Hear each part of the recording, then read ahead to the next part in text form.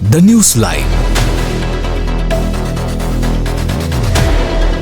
Israeli army fired on civilians. Is it true? Another missile launched towards Israel this morning. The Israeli Defense Forces, IDF, reported that they successfully intercepted another missile launched by Houthi terrorists towards Israel early this morning, Saturday. The IDF detected the incoming ballistic missile shortly after it was launched from Yemen. Sirens were activated to warn civilians in the targeted southern region of Israel, and the missile was intercepted midair before it could reach its target. Currently, the Houthis of Yemen remain an active threat to Israel, while Hezbollah has ceased its attacks, and a ceasefire agreement with Iran is in effect. The Houthis continue to target Israel. Hamas in Gaza, though still launching unguided rockets and attacking IDF members, does not possess ballistic missiles. Thus, the focus may now shift towards a potential military operation targeting Houthi militants in Yemen. Meanwhile, there are updates from Gaza. Hamas launched another barrage of rockets from central Gaza. In response, the IDF warned civilians in the area to evacuate immediately. This is consistent with IDF protocol. When Hamas launches attacks, the IDF identifies the source and conducts counterstrikes to neutralize terrorists, often via airstrikes or ground operations. Hamas frequently launches attacks from civilian-populated neighborhoods, showing disregard for civilian safety. While the IDF is responsible for protecting Israeli civilians,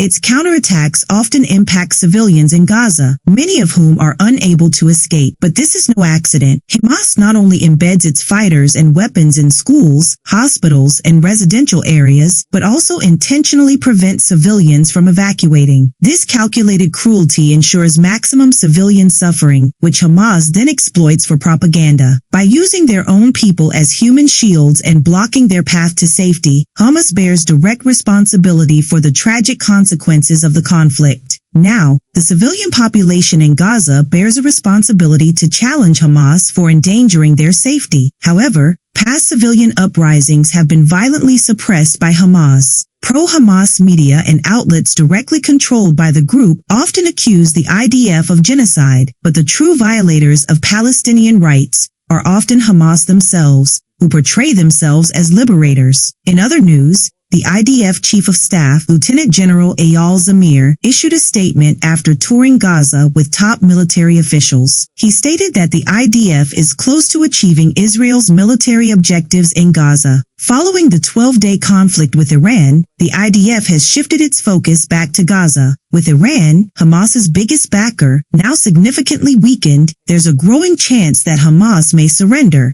having lost much of its external support. Lieutenant General Zamir also stated that Operation Gideon's Chariot is proceeding at full speed. He predicts that 75% of the Gaza Strip will soon be under IDF control. Given this momentum, he questioned the necessity of further negotiations, expressing hope that the military campaign might lead to the rescue of remaining hostages. Previously, Hamas accused the Israeli government of showing little interest in Egyptian-brokered negotiations. Israel may be counting on the military campaign to resolve the hostage situation, given its success so far. Prime Minister Benjamin Netanyahu has also firmly rejected international calls for a ceasefire, determined to eliminate Hamas militarily. Despite this stance, some media outlets report differently. Donald Trump, for instance, predicted a ceasefire within a week. While a temporary ceasefire might occur if Hamas agrees to release the remaining hostages under conditions set by Israel, it would likely be limited to 60 days.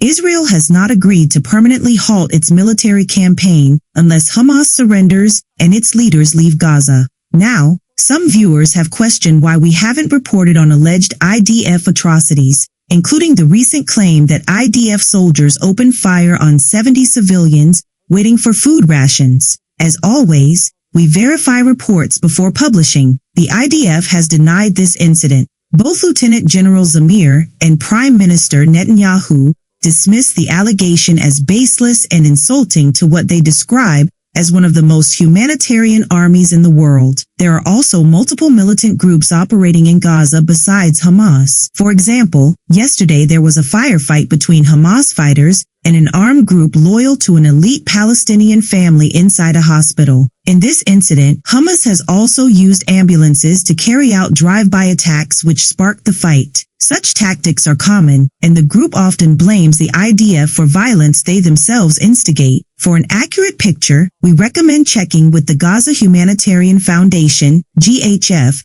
the main aid distributor in Gaza. The GHF has confirmed that no such IDF attack on civilians waiting for food occurred. Thus, it's essential to assess all facts before believing Hamas's claims. The IDF faces not only military resistance, but also a vast propaganda network that spreads misinformation. While civilian casualties do occur, the primary responsibility lies with Hamas, which uses civilians as human shields and manipulates media narratives. To those who accuse us of blindly supporting Israel and the IDF, if Hamas released the remaining 50 hostages tomorrow, the war could end. Even partial releases could lead to extended ceasefires. Hamas has the power to end the suffering but chooses not to. Despite repeated explanations, some still accuse us of defending a genocidal regime. That's why we continue to present the truth. As we conclude, we invite you to subscribe, share our videos, and help spread awareness. Also, we're excited to announce that our sister channel, Global Insights, is active again. Stay with us, learn with us, and spread the truth with us.